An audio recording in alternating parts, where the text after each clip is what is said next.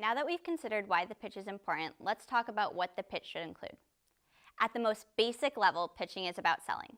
Selling your idea, the product and business model, selling yourself and your team, and ultimately getting to yes.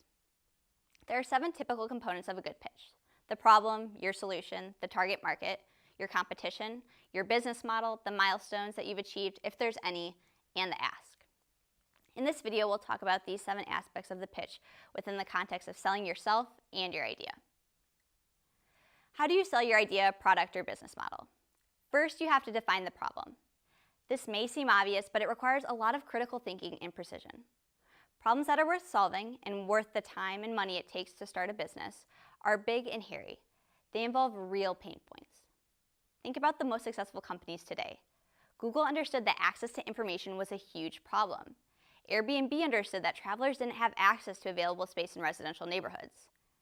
Your pitch must illustrate that there's a real pain point, even if businesses and consumers aren't aware of it yet.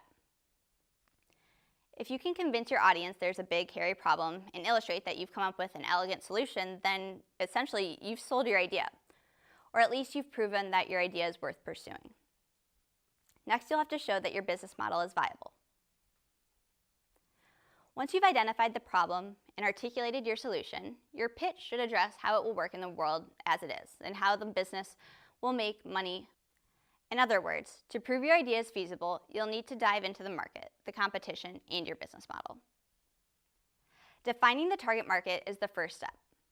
The target market should not be so broad that you cannot effectively reach it, but it should be big enough that it's worth pursuing from a financial perspective.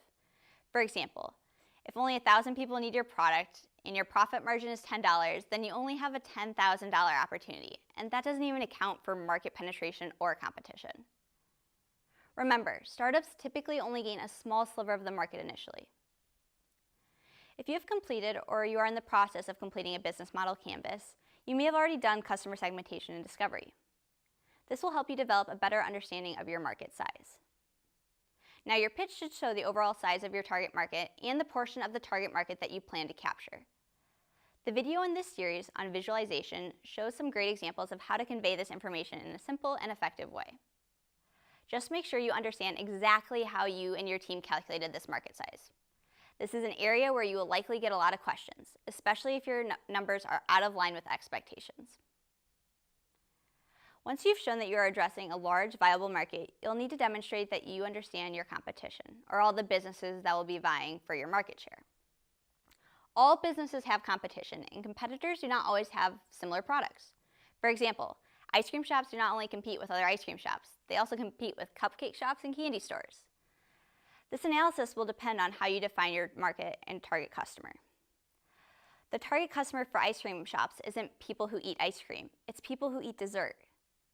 Think outside the box and make sure you tie your conclusions back to the key problem that you are solving. Finally, your pitch should address your business model, or how you will make money, or how you will acquire users. Even if you don't plan to monetize users initially, how will you eventually make money? Facebook didn't monetize its users at first, but over time the company's strategy became clear. They sell ads to make money. If you've already started the business and achieved certain milestones, whether it be a prototype, customer user acquisition, early revenue, etc., make sure to include this information in your pitch. Showing that you have achieved milestones adds to your credibility. And unless you've made a scientific or technological discovery and have a patent, it's probably the case that someone else could do what you say you'll do. There are millions of food trucks, but only a small percentage of those are wildly successful. The question is why? Once you've pitched your big, hairy problem, shown your elegant solution, and demonstrated that you have a viable plan for attacking an attractive market, don't forget to sell yourselves. Your personality, charisma, and passion for solving this particular problem will set you apart. Think about the individual strengths within your team. An engineer who can build a prototype, an operational expert who understands the supply chain, a financial wizard who can run the numbers, and a CEO who will steer the ship in the right direction, pivot when necessary, and inspire and motivate the team. The trick is showing passion through storytelling. Later in the video on storytelling, we'll discuss how to do this exactly. Ultimately, keep in mind that pitching is not a one-off event. You will continue to pitch your idea and your progress throughout the entire life cycle of the startup.